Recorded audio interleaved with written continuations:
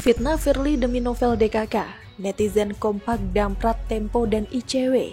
Ditulis oleh Niha Alif di siwar.com.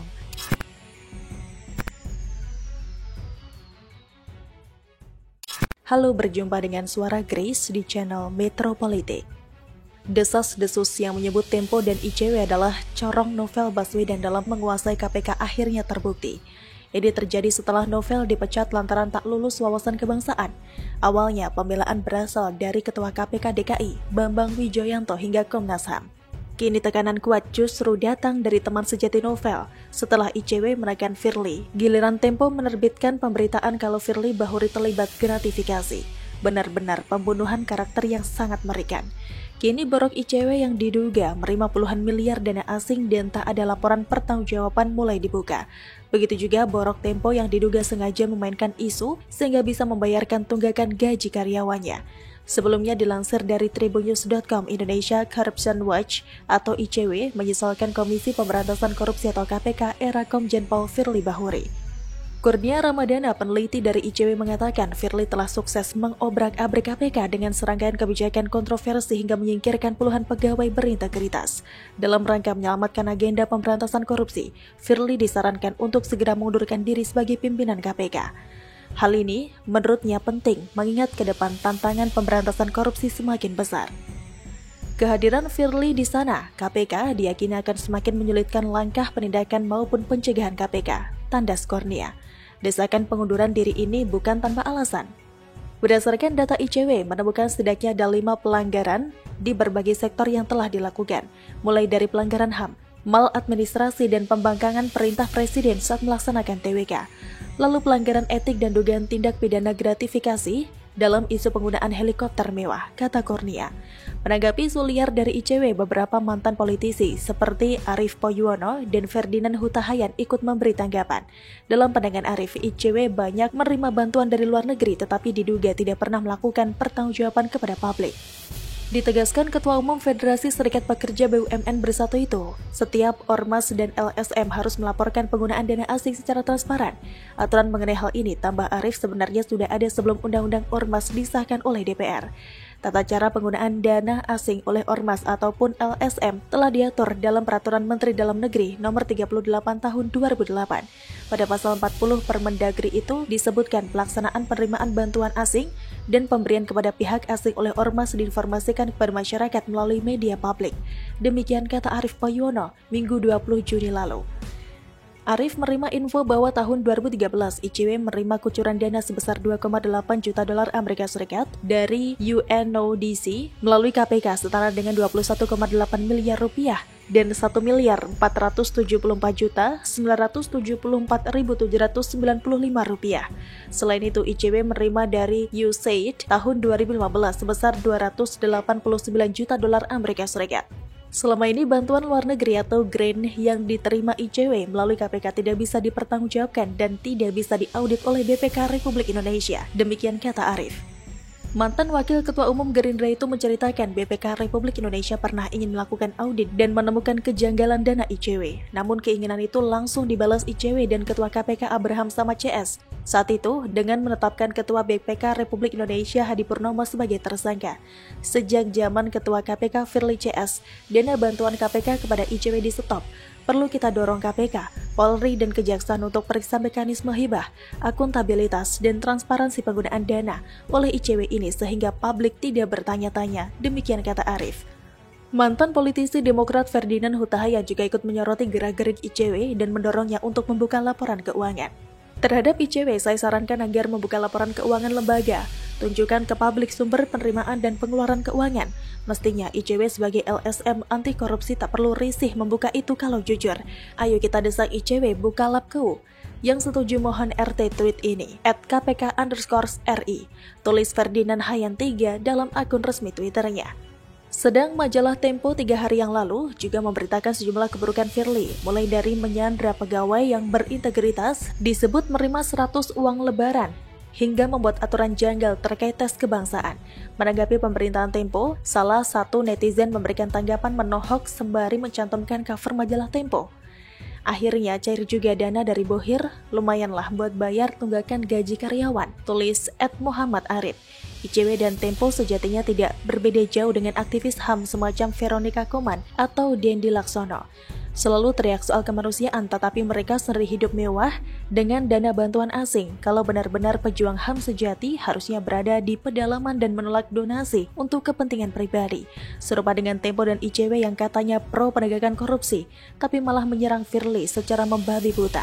Harusnya mereka ganti nama sebagai pembela novel, bukan pembela lembaga anti korupsi. Mau berlindung di balik apapun, busuk SJW atau kroni novel suatu saat akan terungkap juga. Begitulah kura-kura. Bagaimana menurut Anda? Silahkan tulis komen Anda di kolom komentar. Jangan lupa untuk like, subscribe, dan share. Grace pamit, sampai jumpa.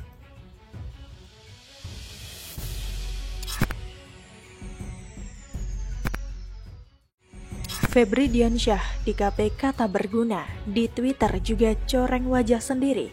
Ditulis oleh Manuel di siwar.com.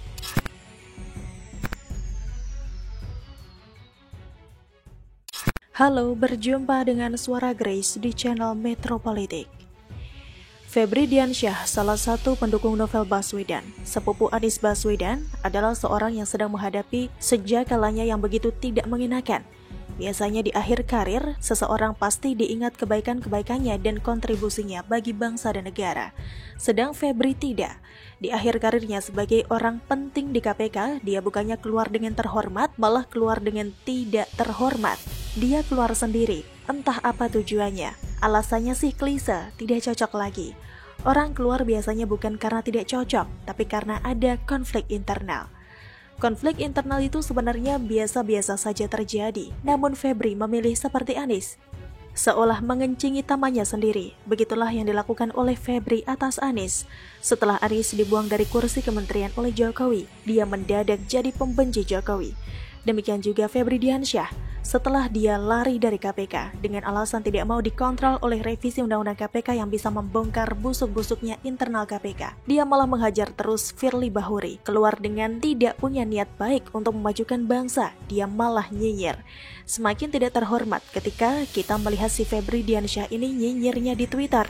Makin menjijikan temannya novel ini. Awalnya saya sih biasa-biasa saja lihat dia nyinyir di Twitter mengenai Undang-Undang KPK dan juga Firly Bahuri. Ya, namanya orang sakit hati butuh waktu untuk katarsis, wajar itu.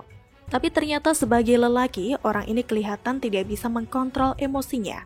Selain nyinyir soal Undang-Undang KPK dan juga Firly, dia semakin lama semakin ngelantur di Twitter, media sampah itu. Dia nyinyir bahkan soal posisi logo KPK yang dianggap miring. Pendukung novel Baswedan ini sekarang kelihatannya sudah kehilangan akal sehatnya. Kalau nggak mau dibilang hilang, ya kurang jauh lah.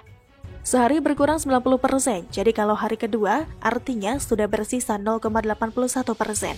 Hari ketiga jadi 0,729%, saya pakai deret geometri biar nggak nol atau minus.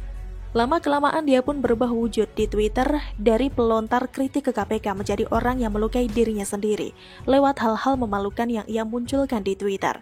Selama ini kita tahu bahwa Febri ini aktif banget di Twitter bareng kembarannya di dalam ideologi novel Baswedan.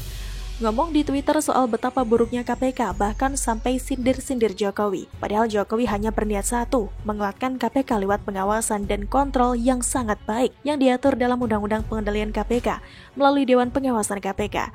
Dewas KPK dibentuk, tak lama terbongkar bahwa banyak penjilat bokong di KPK. Ada mencuri, perampok, penerima suap dari orang penting agar kasus korupsi dihentikan. Saya tunggu kalau ada orang KPK yang ditangkap karena dapat suap dari DKI. Lucunya Febri diam soal hal ini. Novel juga sepertinya tidak berani bicara banyak soal hal ini. Kenapa? Karena mereka malu. Mereka adalah bagian integral dari kerusakan yang terjadi di KPK karena didiamkan saat menjadi lembaga superbody. Mungkin Ibu Megawati menyesal bikin KPK. Dia tidak pernah menyangka KPK ternyata diisi kadal gurun. Akhirnya pegawai KPK yang makan gaji dari rakyat pun satu persatu terbongkar kedoknya. Yang gak sempat terbongkar, kabur duluan. Saya nggak tahu apa maksud Febri Diansyah ini untuk nyinyir kepada Firly Bahuri. Para pegawai KPK ini terbagi menjadi dua kelompok, yakni kelompok Telatan dan Taliban. Neta Espane menyebutkan bahwa kelompok India ini semacam orang yang selalu telat. Kalau sudah beraksi dan heboh sana-sini baru mereka datang. Ternyata the show just end. Sedangkan kelompok Taliban ini dimunculkan oleh Neta dan menyasar kepada klan Novel, sepupunya Anies Baswedan. Saya sih nggak tahu ya Febri Diansyah ada di kelompok mana, tapi saya kira Febri ini ada di dua kelompok.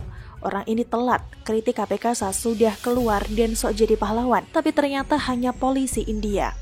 Tapi dia juga jadi pendukung Novel yang dicap Neta Espane jadi kelompok Taliban. Jadi mungkin Febri ini bisakah dimasukkan ke dalam kelompok Indiban? Lumayan, namanya bagus. Akhirnya kita tahu bahwa Febri menyelesaikan tugasnya sebagai pegawai KPK dengan aksi-aksi yang memalukan. Dia mempermalukan dirinya di Twitter, dihajar netizen pro NKRI. Orang pro NKRI kok disebut bazar? Kan gak banget kalau pro TERORIS disebutnya pahlawan gitu Feb. Begitulah tanya-tanya. Bagaimana menurut Anda? Silahkan tulis komen Anda di kolom komentar. Jangan lupa untuk like, subscribe, dan share. Grace pamit, sampai jumpa.